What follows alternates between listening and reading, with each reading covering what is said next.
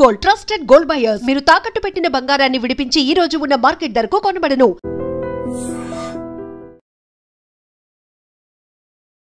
Sudden గా America అధ్యక్షుడు Donald Trump వైఖరిలో మార్పు వచ్చిందా?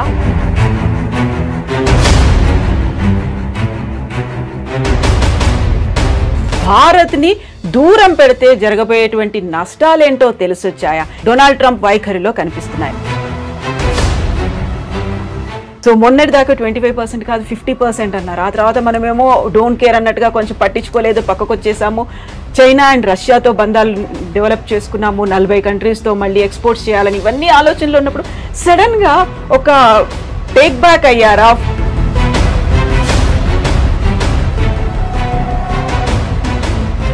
ట్రంప్ ఒక real estate sales man, owner అని చెప్పుకోవచ్చు. ట్రంప్ మెయిన్ స్ట్రాటజీ ఏంటంటే భారతదేశంతో డీల్ చేస్తున్నప్పుడు ఆయనకు ఒక మోడల్ ఏముండే,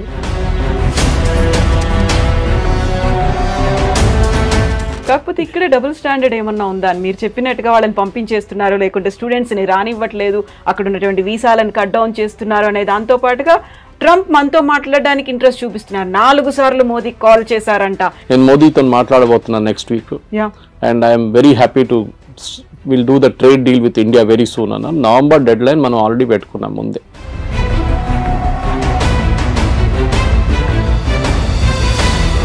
సో ఇక్కడే మనం చాలా స్టబ్బన్గా ఉన్నాం. మోదీ స్టబ్బన్గా ఉన్నాడు కాబట్టి అక్కడ కొంచెం టోన్ డౌన్ చేశాడు ట్రంప్. మనకి ఇప్పుడు తప్పని పరిస్థితుల్లో మన దగ్గరకు వస్తున్నారు అనేది. Your enemy is my friend అంటాం ఇంగ్లీష్లో. సో న్యాచురల్లీ మనం యుఎస్తో మన గొడవ ఉన్నాం, మనం చేసాం డైరెక్ట్ చైనా దగ్గరికి వెళ్ళాం. అండ్ లక్కీలీ ఎస్సీఓ సమిట్ ఉండే ఆ టైంలో పుటిన్ కూడా వచ్చారు. దానికన్నా ముందు రాలేదు, పుటిన్ రాలేదు, జీ రాలేదు లాస్ట్ ఎస్సీఓకి.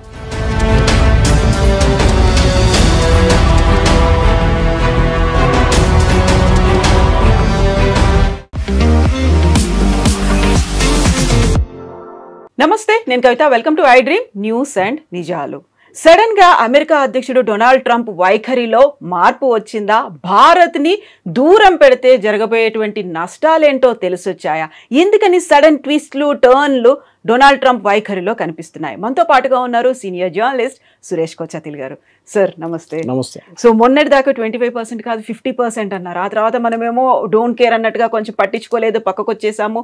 చైనా అండ్ రష్యాతో బంధాలు డెవలప్ చేసుకున్నాము, 40 కంట్రీస్తో మళ్ళీ ఎక్స్పోర్ట్స్ చేయాలని ఇవన్నీ ఆలోచనలు ఉన్నప్పుడు సడన్గా ఒక టేక్ బ్యాక్ అయ్యారా? ఫుడ్ డౌన్ అయిపోయారు? ఏమైంది అక్కడ అసలు ట్రంప్ వైఖరిలో? ఎందుకు అలా కనిపిస్తోంది? ట్రంప్ ఒక real estate sales man, owner అని చెప్పుకోవచ్చు. మన జీవితం అంతా రియల్ ఎస్టేట్ అమ్మేయడం. మనకు అందరికి తెలుసు రియల్ ఎస్టేట్ వాళ్ళు ఎట్లా మాట్లాడతారని. వాళ్ళకు ఒక అగ్రెషన్ ఉంటుంది వాళ్ళ దాంట్లో. ఎందుకంటే ఒక ప్రాజెక్ట్ అమ్మాలంటే మీకు అంత ఈజీగా చేయలేరు. మీరు చిన్న చిన్న పోరోలను పంపించి చేయకుండా బాస్ డైరెక్ట్లీ డీల్ చేసినప్పుడు లాంగ్వేజ్ ఒకటి ఉంటుంది. ఒకటి take it or leave it అనేది ఒక లాంగ్వేజ్ ఉంటుంది. సో ట్రంప్ కూడా అంతే. సో ఆయన ఒకసారి ప్రెసిడెంట్ అయ్యారు, మళ్ళీ ఈ లాస్ట్ నెక్స్ట్ టైం మళ్ళీ ప్రెసిడెంట్గా వచ్చారు. సో ట్రంప్ మెయిన్ స్ట్రాటజీ ఏంటంటే భారతదేశంతో డీల్ చేస్తున్నప్పుడు ఆయనకు ఒక మోడల్ ఏముండే, మన వియట్నాం, యూకే ఇట్లాంటి రాష్ట్రాన్ని తీసుకొని EU ఇస్ అ యూనియన్ రాష్ట్రం అని చెప్పాలి దాన్ని. వీళ్ళందరినీ ఎగ్జాంపుల్గా తీసుకొని భారతదేశాన్ని కూడా మనం ఏమైనా చేసుకోవచ్చు, ఏమైనా చేయొచ్చు అని చెప్పి అనుకున్నారు. దాంట్లో 2 కారణాలు ఉన్నాయి. ఒకటి రష్యన్ ఆయిల్ గురించి మాట్లాడతారు. రష్యన్ ఆయిల్ మీద మన మీద ఎంత కోపం ఎందుకు? మనకన్నా ఎక్కువ చైనా కొంటున్నారు. మనం ఎన్నోసార్లు చెప్పాం. US పలేడియం కొంటున్నారు, యురేనియం హెక్సాఫ్లోరైడ్ కొంటున్నారు, ఫర్టిలైజర్ కొంటున్నారు రష్యా దగ్గర నుంచి. టర్కీ మనకన్నా ఎక్కువ ఆయిల్ కొనుక్కుంటున్నారు. కానీ వీళ్ళు ఎవరిని ముట్టకుండా మన మీద వచ్చి పడ్డారు. ఆబ్వియస్ రీజన్ ఏంటంటే భారతదేశంలో ఉన్న 2-3 ప్రైవేట్ రిఫైనరీస్, దాంట్లో ఒకటి జియో, ఒకటి నారా, ఒకటి వీళ్ళు మెయిన్గా ఇంపోర్ట్ చేశారు. రష్యా నుంచి ఇంపోర్ట్ చేసి రిఫైన్ చేసి యూఎస్కి అమ్మారు, యూరోప్కి అమ్మారు, ఈవెన్ యుక్రెయిన్కి అమ్మారు. సో అమెరికన్ కంపెనీస్ ఈ ఫీల్డ్లో పనిచేస్తున్నాయి ముందు. ఏది రిఫైనింగ్లో అంటే క్రూడ్ ఆయిల్ తెచ్చుకొని రిఫైన్ చేయడం, దాన్ని పెట్రోల్ చేయడమో దాన్ని డీజిల్ చేయడమో ఉంటుంది. అక్కడ పెద్ద దెబ్బ. ఎందుకంటే అమెరికన్ రిఫైన్ కంపెనీస్ ఇప్పుడు వెళ్ళి ట్రంప్ దగ్గర ఏడుస్తున్నారు. భారతదేశంలో ఉన్న కంపెనీలు దీనికన్నా ముందు మనం ఎప్పుడు ఇంత అగ్రెషన్ భారత్ కంపెనీలో చూడలేదు మనం.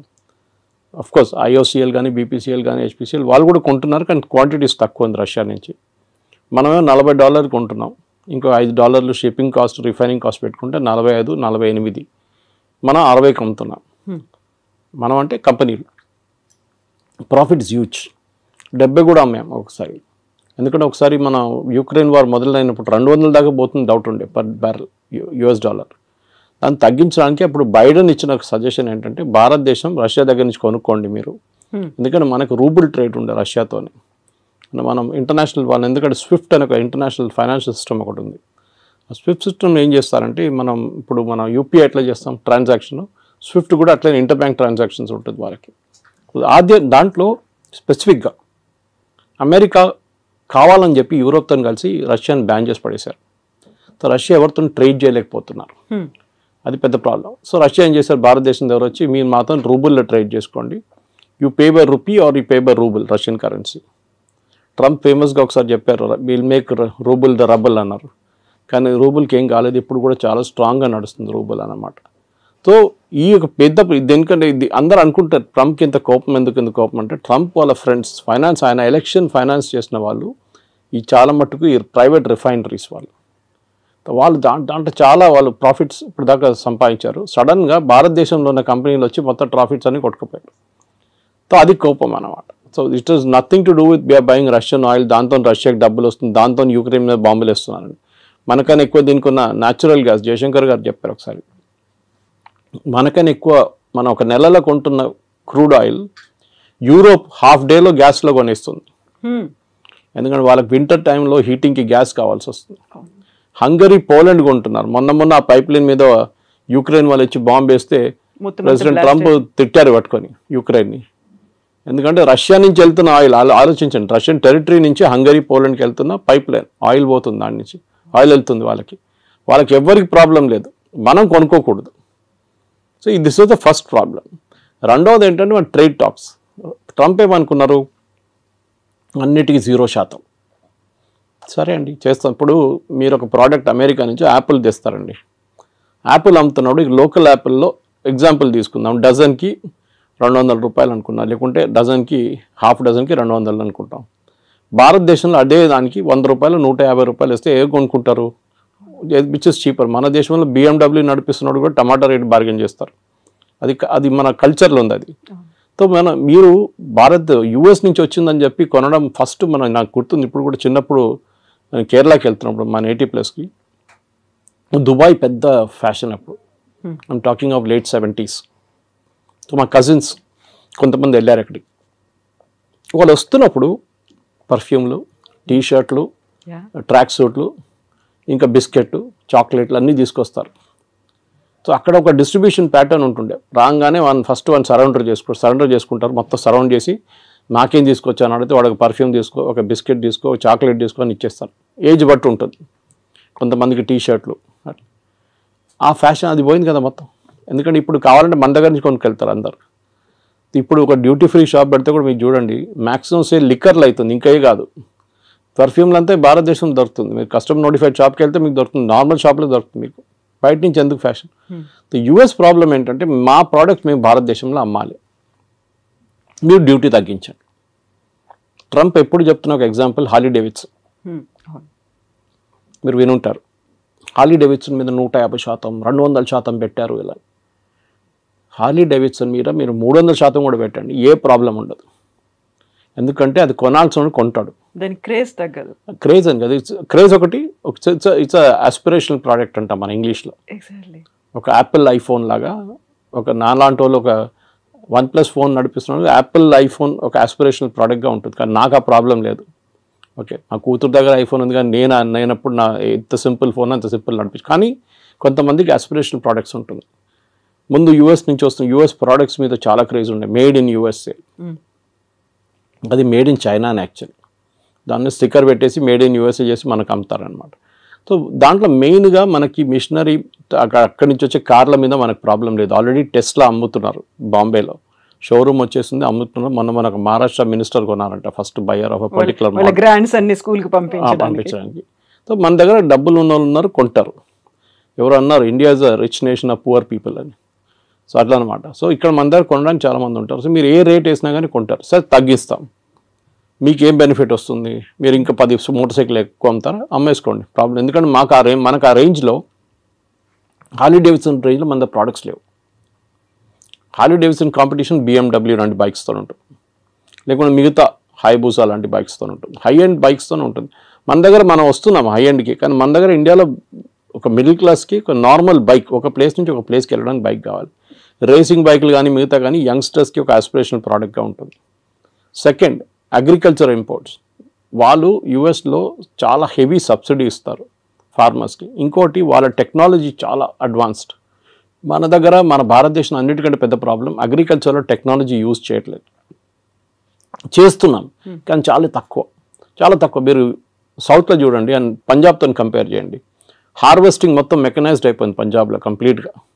మనం యూఎస్లో చూస్తుంటే థ్రెషర్స్ వెళ్తుంటుంది, దాని నుంచి లారీలో పడుతూనే ఉంటుంది. అది మన దగ్గర సౌత్లో ఇంకా మాన్యువల్ టైప్ నడుస్తుంది. సరే ట్రాక్టర్లు యూజ్ చేస్తున్నారు, మిగతా అన్నీ ఉన్నాయి, కానీ ఇప్పుడు కూడా మన దగ్గర టెక్నాలజీ ఎక్కువ వాడలేదు. మన ప్రొడక్టివిటీ చాలా తక్కువ అగ్రికల్చర్లో. వెరస్ యూఎస్లో ప్రొడక్టివిటీ చాలా ఎక్కువ, ఎందుకంటే వాళ్ళు మిషనరీ చాలా యూజ్ చేస్తారు, దానికి సబ్సిడీ గవర్నమెంట్ ఇస్తారు. మన దగ్గర సబ్సిడీ ఎట్లా ఇస్తారు? ఫర్టిలైజర్ ఇస్తారు, ఎంఎస్పి కొంటాం మనం, అది కాకుండా నీళ్ళు ఫ్రీ, ఎలక్ట్రిసిటీ ఫ్రీ. అమెరికా ఏమంటున్నారంటే నీళ్ళు ఫ్రీయా, ఎలక్ట్రిసిటీ ఫ్రీయా, ఫర్టిలైజర్ ఫ్రీయా, మీకు విత్తనాల మీద కూడా సబ్సిడీ, ఇదన్నీ కలుపుకొని ప్రోడక్ట్ కాస్ట్ వేయాలంటున్నారు వాళ్ళు. అంటే మీరు ఒక కిలో బియ్యం మీరు ఎంఎస్పిలో 30-35 రూపాయలు కొంటే యాక్చువల్ కాస్ట్ దానిది 70 రూపాయలు 80 రూపాయలు. దానికోసం నేను షాప్కి వెళ్ళి కొనుక్కుంటే 70 రూపాయలు నడుస్తుంది ఇప్పుడు సోనా మసూరి, ఎందుకంటే that's actual cost. Subsidy without subsidy. Ration షాపులు అమ్మేది సపరేట్. సో యూఎస్ ఏమంటున్నారు, మేము సబ్సిడీ ఇస్తున్నాం, కరెక్ట్, మీరు కూడా ఇస్తున్నారు కదా, సో మన ఇద్దరు 0-0 చేసుకుందాం. సో మనకు పిచ్చేం లేదు అమెరికా నుంచి వచ్చే బియ్యం కొనడానికి. ఇక్కడున్న బియ్యం మనం బాగుంటుంది, మనకు సర్ప్లస్ ఉంది, and we like the local taste. అక్కడి నుంచి వచ్చే కొన్ని ప్రోడక్ట్స్ ఉండొచ్చు కావాలంటే. Soybean for example, America is big producer of it, Ukraine is big producer. భారతదేశంలో ఎప్పుడు కూడా మన దగ్గర సన్ఫ్లవర్ ఆయిల్ కానివ్వండి, మిగతా ఆయిల్స్ చాలా మటుకు ఎక్సెప్ట్ ఫర్ కోకోనట్ ఆయిల్ పక్కన పెడితే అన్నీ ఇంపోర్టెడ్. మన దగ్గర లోకల్ ప్రొడక్షన్ చాలా తక్కువ. ప్రొడక్షన్ ఎందుకంటే కాస్ట్ చాలా ఎక్కువ.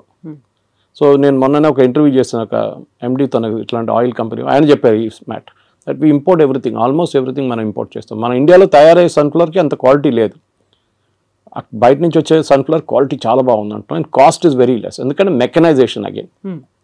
మన దగ్గర ఒక పొలాల్లో ఒక 1/2 acre 20 మంది పనిచేస్తే వాళ్ళ జీతాలు కంపేర్ టు ఒక మెకనైజ్ ప్రాసెస్ పెడితే ఏంటి. మళ్ళీ మన వాళ్ళు ఏడుస్తారు, కమ్యూనిస్ట్ వాళ్ళు స్పెషల్లీ ఏడుస్తారు, ఇది మిషన్ తీసుకొస్తే ఉద్యోగం ఉండదు కదా అని చెప్పేసి. పని ఉండదు కదా మనుషులకి, అందరూ లేబరర్స్ ఏం చేస్తారు, ఇక్కడ పొద్దున వచ్చి నిలబడతారు కదా వర్క్ కోసం, అడ్డాల్లో నిలబడతారు కదా, వాళ్ళ సంగతి ఏంటని అడుగుతారు. కరెక్ట్, అది మనకు కూడా ఇప్పుడు కూడా అగ్రికల్చర్ మీద 60% ఎంప్లాయ్మెంట్ అగ్రికల్చర్ సెక్టర్లో ఉంది మన దగ్గర. So we cannot wish that away. So but at the same time మనం ఏం చేయాలంటే ఒక ప్రొడక్టివిటీ కూడా పెంచాలి. సో అమెరికా ఏమంటున్నారు, మా దగ్గర తీసుకోండి అంటే వాళ్ళ ప్రోడక్ట్ కాస్ట్ తక్కువ ఉంటుంది. వాళ్ళు ఏ ప్రోడక్ట్ అగ్రికల్చర్ అమ్మినా కానీ తక్కువ ఉంటుంది బికాజ్ ఆఫ్ మెకనైజ్ కాస్ట్. మూడవది వాళ్ళ దగ్గర కొనేటప్పుడు వాళ్ళు అడుగుతున్న మీరు మిల్క్ ప్రోడక్ట్స్ కొనమంటున్నారు వాళ్ళు. ముందు మీకు గుర్తుంటుంది కవిత గారు, నేను చిన్నప్పుడు ఉన్నప్పుడు వెరీ యంగ్, బయట నుంచి అమెరికా నుంచి పాలు తెప్పించుకుంటుండే మనం. పాలని కాదు, పౌడర్. మన దగ్గర మిల్క్ ప్రొడక్షన్ లేకుండే, చాలా తక్కువ ఉండే.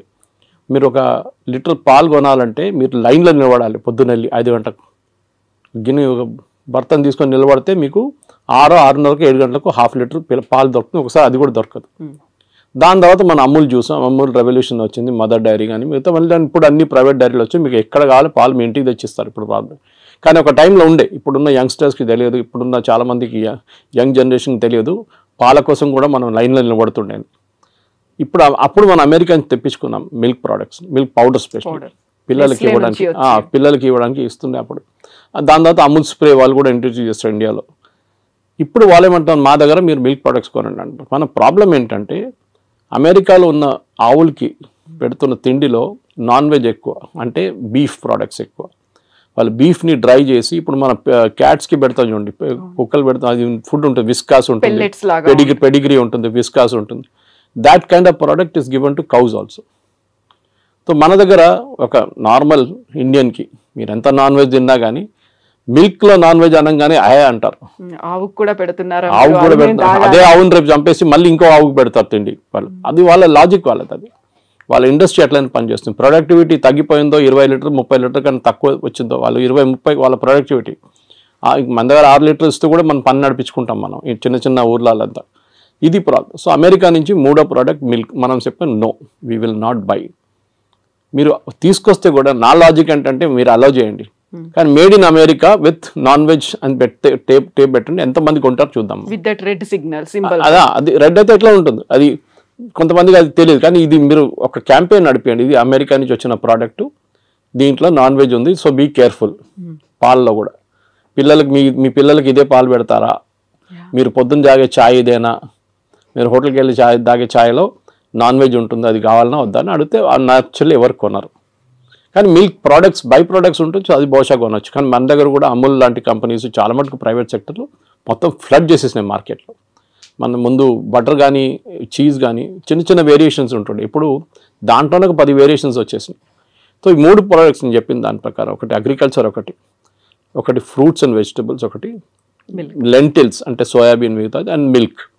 ఇక్కడ మనకు ప్రాబ్లం ఉంది. సో పీయూష్ గోయల్ గారు లాస్ట్ 1 సంవత్సరం నుంచి ట్రంప్ అధికారంలో వచ్చే ముందు కూడా నెగోసియేషన్స్ చేస్తున్నారు యూఎస్తో. కానీ యూఎస్కి అన్నిటికంటే పెద్ద కంట్రీ, ఎప్పుడైనా వెరీ హై టారిఫ్ కంట్రీ, ఇప్పుడు కూడా అంటూ ఉంటారు Trump, India is got a very high tariff అంటారు.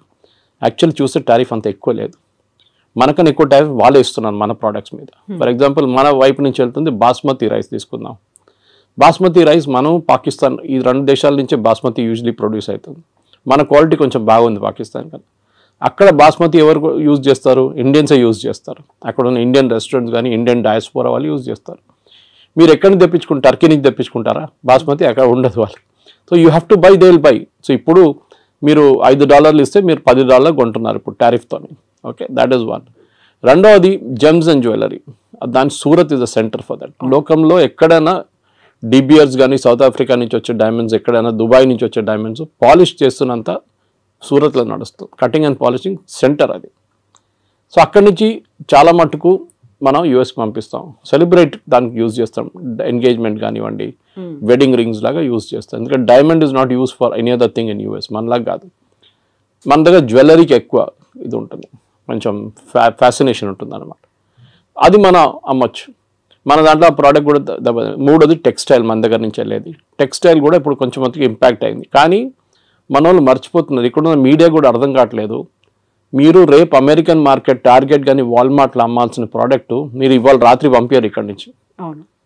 క్రిస్మస్కున్న ఆర్డర్స్ ఆల్రెడీ వెళ్ళిపోయినాయి ఇక్కడి నుంచి, కంటైనర్లు వెళ్ళిపోయింది. ఎందుకంటే వాళ్ళు ముందే 3 నెలల ముందు తెప్పించుకొని దాని డిస్ట్రిబ్యూషన్ కానీ దాని బ్రాండింగ్ కానీ మొత్తం చేసిన తర్వాతనే అక్కడ కీటెక్స్ లాంటి కంపెనీ కానీ తిరుపూర్ నుంచి లుధియానా నుంచి కంపెనీ ఆల్రెడీ పంపించేస్తారు. డిసెంబర్ ఆర్డర్స్ వెళ్ళిపోయింది.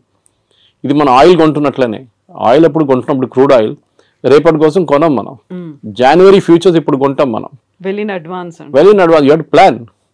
సో అట్లా, సో మన వాళ్ళకి ఈ entire position they are not understanding. కానీ పేపర్లలో మీడియాలో ఎంతమందిని పంపించేశారు ఇంటికి, వేలాది మంది ఉద్యోగం లేదు, ఏం జరగట్లేదు. Yes, there is a expansion లేదు. కాకపోతే ఇక్కడే డబుల్ స్టాండర్డ్ ఏమన్నా ఉందా అని మీరు చెప్పినట్టుగా వాళ్ళని పంపించేస్తున్నారు, లేకుంటే స్టూడెంట్స్ని రానివ్వట్లేదు, అక్కడ ఉన్నటువంటి వీసాలను కట్ డౌన్ చేస్తున్నారు అనే దాంతో పాటుగా ట్రంప్ మనతో మాట్లాడడానికి ఇంట్రెస్ట్ చూపిస్తున్నారు. 4 సార్లు మోదీకి కాల్ చేశారంట, ఇలాంటి వార్తలు కూడా ఇవాళ ట్వీట్ చేశారు కదా ట్రూత్ సోషల్లో, నేను మోదీతో మాట్లాడబోతున్నాను next week, and I'm very happy to will do the trade deal with India very soon అన్న. నవంబర్ డెడ్ లైన్ మనం ఆల్రెడీ పెట్టుకున్నాం ముందే. పీయూష్ గోయల్ గారు ఎన్నోసార్లు చెప్పారు that we will finish the deal by November. ఎందుకంటే ఇంత పెద్ద డీల్ని మనం ఈజీగా ఫినిష్ చేయాలి. మనం ఈయూతోని మనకు ఇంకా నడుస్తుంది నెగోసియేషన్స్. యూకేతోను మనకి 3.5-4 సంవత్సరాలు పట్టింది యూకేతో ఎఫ్టీఏ కోసం, ఫ్రీ ట్రేడ్ అగ్రిమెంట్ కోసం. Most of the products India నుంచి వెళ్ళేది యూకేకి ఇప్పుడు 0% వెళ్తుంది. సో ట్రంప్ ఏమంటున్నాను, నేను 0% చేయలేను, మీరు నాకు 0% ఇవ్వాలి అంటే కస్టమ్స్ డ్యూటీ 0. నేను ఎందుకు చేయలేనంటే మాకు కాంగ్రెస్ నుంచి అప్రూవ్ తీసుకోవాలంటే వాళ్ళ పార్లమెంట్ నుంచి అప్రూవల్ తీసుకోవాలి, వాళ్ళు ఇవ్వరు. సో మినిమం నాకు 10-15% పెట్టాల్సి వస్తుంది. That is what 15% is. అది ముందు 5 ఉండే, తర్వాత 10 చేసి ఇప్పుడు 15, 25, మన దగ్గర 50 వేసింది. అగైన్ రష్యన్ ఆయిల్ గురించి మాట్లాడుతున్నప్పుడు సేమ్ ప్రాబ్లం. రష్యన్ ఆయిల్ని మనం ఇంకా కొంటామని చాలా క్లియర్గా ప్రధానమంత్రి చెప్పలేదు, కానీ మిగతా అందరూ మాట్లాడుతూ చెప్పారు. జయశంకర్ గారు కానీ మిగతా ఫారిన్ మినిస్టర్ మాట్లాడుతూ we will buy oil from the best source possible. ఎందుకంటే మాకు ఎంత తక్కువ రేట్లో వస్తే అంతమంది మేము అమ్ముతాము. మేము will not by expensive oil. US ఏమంటున్నారు, మా దగ్గర నుంచి ఆయిల్, షేల్ ఆయిల్ ఉంటుంది వాళ్ళ దగ్గర నుంచి దాట్ ప్రోడక్ట్ కాస్ట్ ఎక్కువ ఉంటుంది షేల్ ఆయిల్ది. అది కూడా distance of shipping it. US నుంచి ఇండియాకి తీసుకురావాలంటే ఆయిల్ మీకు వెస్ట్ ఏషియా నుంచి దగ్గర పడుతుంది. రష్యా నుంచి కూడా ఈజీగా తెప్పించుకోవచ్చు, ప్రాబ్లం లేదు, పెద్ద డిస్టెన్స్ ఏం లేదు. ఎందుకంటే రష్యాకి డిఫరెంట్ పైప్ లైన్స్ ఉన్నారు. మన గ్వాడర్ పోర్ట్ మన ఇరాన్లో డీల్ చేస్తున్నాం చూడండి. We are planning to bring the oil there. అక్కడి నుంచి మనం ఇక్కడ తీసుకురావడానికి భారతదేశం 2 రోజులు వచ్చేస్తుంది షిప్, మిగతాది 6 రోజులు 7 రోజులు తీసుకుంటుంది అనమాట. So it's all a big process. కానీ మన దగ్గర ఉన్న మీరు అడిగిన స్టూడెంట్స్ అడిగారు, ఇట్స్ అ డిఫరెంట్ థింగ్. అది దానికి పెద్ద ప్రాబ్లం ఉంది, లేదని చెప్పలేము. మన దగ్గర ఎస్పెషల్లీ తెలుగు స్పీకింగ్ స్టేట్స్లో యూఎస్కి వెళ్ళడం అనేది ఒక పెద్ద ఫ్యాడ్. యూఎస్కి వెళ్ళకపోతే వాడు యూజ్లెస్ ఫెలో. అమ్మాయి అని అబ్బాయి అని వాళ్ళు పనికిరారు. ఇక్కడ ఉన్న వాళ్ళు ఈవెన్ యూరోప్కి వెళ్ళి జర్మనీకి వెళ్తే కూడా నో యూఎస్కి వెళ్ళలేదు కదా నువ్వు ఫినిష్డ్. చదివారా, అక్కడ ఉద్యోగం చేస్తారు, అక్కడ పెట్రోల్ బంక్లో సూపర్ మార్కెట్లో పనిచేస్తారు. ట్రంప్ ఏమంటున్నారు, మీరు చదవడానికి వచ్చారు, చదవండి, దాని తర్వాత వెళ్ళిపోండి. ఆప్షన్లో ఓపీటీస్ ఉన్న ట్రైనింగ్ ఉంటుంది, ఇంకా 2 సంవత్సరాలు ఉండొచ్చు కావాలంటే. మిస్యూజ్ చేస్తున్నారు, అందరూ అనట్లేదు, సర్టన్ పర్సంటేజ్ వాళ్ళు. ఇప్పుడు వాళ్ళు ఏం చేస్తున్నారంటే క్రాక్ డౌన్ అక్కడ నడుస్తుంది. 4600 మందిని లాస్ట్ 3 నెలలు పంపించేశారు ఇండియాకి స్టూడెంట్స్ని. ఎందుకంటే కోర్స్ అయిపోయిన తర్వాత కూడా అక్కడ ఏదో చిన్న పని చేసుకుంటా ఇల్లీగల్గా చేస్తున్నారు. ఎవరైనా అమెరికన్ వర్కర్కో లేకుంటే లీగల్ వర్కర్కి $10 ఇవ్వాలంటే గంటకి, మన వాళ్ళు వెళ్ళి $5 పనిచేస్తారు. సో దట్ ఇస్ మొన్న మీరు కూడా వెళ్ళొచ్చారు యూఎస్కి, you know the situation. It is like that. అది ఎప్పటి నుంచో అట్లా ఉంది. దాని తర్వాత ఎట్లయినా గ్రీన్ కార్డ్ ఒకటి వచ్చిన తర్వాత దానికోసం వెయిట్ చేస్తారు. దాని తర్వాత సిటిజన్షిప్ నెక్స్ట్. ఇది వీ షుడ్ ఒక కంట్రీకి వెళ్ళినప్పుడు, ఇప్పుడు మనం బంగ్లాదేశ్ వాళ్ళని రోహింగ్యాలను తిట్టుకుంటాం ఇక్కడ, వాళ్ళు వచ్చి మన దగ్గర వచ్చి మొత్తం మన ఉద్యోగం తీసుకెళ్ళిపోతున్నారు, మన ఇక్కడ మన భారతదేశం ఏంటో ధర్మశాల అనేది అంటాం మనం. యూఎస్ కూడా అదే అంటున్నారు, మా సిటిజన్స్ ఉన్నారు, వాళ్ళకు ఉద్యోగం కావాలి, మీరు వచ్చి తీసుకెళ్ళిపోతున్నారు అని ట్రంప్. ఎందుకంటే ఆయన ఎలక్షన్ క్యాంపెయిన్ దాని మీద ఉండే, make America great again, American jobs protect చేస్తాం. సో న్యాచురల్లీ ఆయన చేస్తారు అది. కానీ మన దగ్గర ఏముండాలంటే high end skills, chip design ఉండొచ్చు, ఏఐ బేస్డ్ వర్క్ ఉండొచ్చు, రోబోటిక్స్ ఉండొచ్చు, దాంట్లో హై అండ్ వర్క్ చేసేటోళ్ళని ఇప్పుడు అడుగుతున్నారు. వాళ్ళంతా మిగతా లో అండ్ మాకు వద్దు. ఇది దుబాయ్లో కూడా జరిగింది. 70s, 80s, 90s up to 2000 దుబాయ్లో కన్స్ట్రక్షన్ బూమ్ ఉండే. వర్కర్లు కావాలి, సిమెంట్ హ్యాండిల్ చేసే మిక్సర్స్ కావాలి, అట్లనే సెంటరింగ్ చేసేటోళ్ళు కావాలి, ప్లాస్టరింగ్ చేసేటోళ్ళు కావాలి, ఎలక్ట్రీషియన్స్ కావాలి. ఇప్పుడు ఆ ఫేస్ అయిపోయింది దుబాయ్లో. The construction face is over, now the maintenance face is going on. నడిపించడానికి మనుషులు కావాలి. So that skill is different అన్నమాట. మన వాళ్ళు ఏం చేస్తున్నారంటే ఇప్పుడు కూడా చదవడానికి ఎందుకు వెళ్తారు, కొన్ని యూనివర్సిటీస్ అసలు పేపర్లో కూడా ఉండదు, అట్లాంటి యూనివర్సిటీ కూడా వెళ్ళరు. ఇక్కడ మనకు కొంచెం ఎడ్యుకేషనల్ కన్సల్టెంట్స్ కూడా ఆ బిజినెస్ చేస్తారు. వాళ్ళు లేనిపోయిన లోన్లు ఇచ్చేసి మీకు అన్ని చూపించేసి మిమ్మల్ని ఎక్కడ ఆకాశం మీద ఎక్కిచ్చేస్తారు. వాళ్ళు అక్కడ వెళ్ళినాక అంతే సంగతి, మీరు ఈజీగా అదే అయిపోతారు. అది ఎప్పుడు యూఎస్ పాపులారిటీ తగ్గిందో, టఫ్ అయిపోయినప్పుడు కెనడా మొదలుపెట్టారు. కెనడాకి పాపులేషన్ తక్కువ, వాళ్ళకి మనుషులు కావాలి అక్కడ. So naturally they are asking, Indians allow చేస్తున్నారు, చాలా మటుకు వెళ్తున్నారు అక్కడ కూడా. కానీ అక్కడ కూడా ఒక బ్యాక్లాష్ వచ్చేసింది. ఇప్పుడు మొన్న ఆస్ట్రేలియాలో చూసాం, ప్రొసెషన్ తీశారు ఆస్ట్రేలియన్స్, మీరు వినుంటారు టీవీలో వచ్చినా అని. వాళ్ళు ఏమంటున్నారు, ఇండియన్స్ని పంపించేసేయండి, మాకు వీళ్ళు వద్దు ఇక్కడ అని. You have created that situation. So ట్రంప్ని మీరు తిట్టి ఫైదా లేదు. We should find a way to solve the problem. Modi గారు ట్రంప్తో కూర్చొని మా పిల్లలకి 50,000 పిల్లలకి అడ్మిషన్ ఇవ్వండి అంటే మన దగ్గర నుంచి వెళ్ళే డబ్బులే కదా అది. We are spending billions. అక్కడ వెళ్ళి ఫీజులు కడుతున్నాం, హాస్టల్ దాంట్లో కడుతున్నాం, ఫుడ్ అండ్ అకామిడేషన్ కోసం కడుతున్నాం, చాలా ఉన్నాయి. అక్కడున్న యూనివర్సిటీకి కూడా వీళ్ళు కావాలి, లేకుంటే వాళ్ళు తాళం వేసి వెళ్ళిపోతారు రేపు. కానీ మీరు హార్వర్డ్ కానీ, ఏఎల్ లాంటి యూనివర్సిటీ, కొలంబియా లాంటిది, యూపెన్ లాంటి అట్లాంటి హై అండ్ ఇన్స్టిట్యూట్స్కి వెళ్ళేటప్పుడు మీకు ప్రాబ్లం ఉండదు. Problem is with the low and institutes. అక్కడ వెళ్ళి మళ్ళీ మీరు ప్యాలెస్టీనియన్ కాజ్ కోసం అది ఇది అని చెప్పి ప్రొటెస్ట్ చేస్తే డెఫినెట్గా పంపించేస్తారు వాపస్. ఇప్పుడు మీ సోషల్ మీడియా యాక్టివిటీస్ కూడా మనం దీని గురించి ముందు కూడా మాట్లాడాం. ఇక్కడ నుంచి వెళ్ళే పిల్లల సోషల్ మీడియా యాక్టివిటీ కూడా చెక్ చేస్తున్నారు. కొంతమంది డిలీట్ చేసేస్తున్నారు వాళ్ళ పాత యాక్టివిటీని. ఏదో గ్రేటా థన్బర్గ్ని లేకుంటే మన అరవింద్ కేజ్రీవాల్ని, ఫార్మర్ ప్రొటెస్ట్ని అంత సపోర్ట్ చేసిన వాళ్ళు చాలామంది ఉన్నారు మన దగ్గర స్టూడెంట్స్. ఆ బ్లడ్లో వాళ్ళు కొంచెం గరం ఉంటుంది అప్పుడు బ్లడ్ అనమాట. ఇప్పుడే సడన్గా వాళ్ళకి అర్థమైపోయింది, అది తీసుకెళ్ళి యూఎస్కి వెళ్తే వాడు వీసా ఇవ్వడు నాకు. ఇప్పుడు ఇన్ పర్సన్ వీసా రామంటున్నారు వాళ్ళు from the country of origin. If you are an Indian country, ఇండియాకి వచ్చి మీరు వీసా ఇంటర్వ్యూ అటెండ్ చేయండి. చాలా మార్పులు వస్తున్నాయి. కానీ మోదీ చేసేది ట్రేడ్ డీల్ అండ్ ట్రంప్తోని, ఎడ్యుకేషన్ డీల్ కాదు. ఎడ్యుకేషన్ డీల్ చేయాల్సింది సపరేట్ సెక్షన్ అది. దానికి మనం ఫస్ట్ ఆఫ్ ఆల్ మన వైపు నుంచి చాలా మార్పులు తీసుకురావాల్సింది. We should ensure that only the best of the students will go there. ఏదో యూఎస్కి వెళ్ళాలని కాదు, because there are enough options. మీకు జర్మనీకి వెళ్ళొచ్చు, మీరు ఫ్రాన్స్కి వెళ్ళొచ్చు, మీరు యూరోప్లో చాలా కంట్రీస్ ఉన్నాయి. ఓకే, దాని తర్వాత మన వాళ్ళు కెనడా అయిపోయిన తర్వాత ఆస్ట్రేలియాకి వెళ్ళారు, మీకు గుర్తుంటుంది, అక్కడ కూడా backlash. So let us not build a system wear Indians అనగానే వీ డోంట్ వాంట్ దమ్ అని చెప్పకుండా మనం ట్రేడ్ డీల్ కానివ్వండి, ఎడ్యుకేషనల్ డీల్ కానీ అన్ని చేయించుకోవాల్సి వస్తుంది. సో ఇక్కడే మనం చాలా స్టబర్న్గా ఉన్నాం. మోదీ స్టబర్న్గా ఉన్నాడు కాబట్టి అక్కడ కొంచెం టోన్ డౌన్ చేశాడు ట్రంప్. మనకి ఇప్పుడు తప్పని పరిస్థితుల్లో అనివార్యత ఉంది కాబట్టి మన దగ్గరకు వస్తున్నారు అనేది. జియో పాలిటిక్స్ అదే ఉంటుందండి. యువర్ ఎనిమీస్ మై ఫ్రెండ్ అంటాం ఇంగ్లీష్లో. సో న్యాచురల్లీ మనం యుఎస్తో మన గొడవ ఉన్న మనం ఏం చేసాం, డైరెక్ట్ చైనా దగ్గరికి వెళ్ళాం. అండ్ లక్కీలీ SCO సమిట్ ఉండే ఆ టైంలో పుటిన్ కూడా వచ్చారు. దానికన్నా ముందు రాలేదు, పుటిన్ రాలేదు, జీ రాలేదు లాస్ట్ SCOకి. మోదీ గారు వెళ్ళారు, ముగ్గురు కలిసి ఆ ఫోటో ఒకటి ఫేమస్ ఫోటో ఒకటి ఉంది. దాంతో ట్రంప్ భయపడి ట్రంప్ ట్వీట్ కూడా చేశారు ట్రూత్ సోషల్లో, that gone to the dark China అని చెప్పేసి. ట్రంప్కి అన్నిటికంటే పెద్ద భయం రష్యా కాదు, China. Actually economically, manufacturing wise and military wise China యూఎస్కి చాలా పెద్ద కాంపిటీషన్. రష్యా కూడా ఉన్నారనుకోండి, కానీ రష్యా యుక్రెయిన్ వార్ తర్వాత కొంచెం వాళ్ళ మ్యానుఫ్యాక్చరింగ్ దెబ్బతిన్నది, స్పెషల్లీ వాళ్ళ డిఫెన్స్ మ్యానుఫ్యాక్చరింగ్. కానీ దే విల్ పికప్, దాంట్లో ప్రాబ్లం. ఇప్పుడు మీరు రష్యన్ జీడిపి చూస్తే యూఎస్ జీడిపి కన్నా ఎక్కువ వాళ్ళది. కానీ వాళ్ళ ఫైనాన్షియల్ అంతా బ్లాక్ చేసి శాంక్షన్స్ పెట్టారు చాలా మటుకు. సో వాళ్ళ $300 బిలియన్ యూరోప్లో ఫ్రీజ్ అయిపోయింది వాళ్ళది. ఎస్, మనం టఫ్గా ఉన్నాం, టఫ్గా ఉండాల్సింది. టుడేస్ జియో పాలిటిక్స్లో మీరు బెండ్ అయితే మిమ్మల్ని కోసి పడేస్తారు వాళ్ళు. యూ కెనాట్, మీరు స్ట్రైట్గా నిలబడి ఫైట్ చేయాల్సిందే. So that is the main thing we need to do.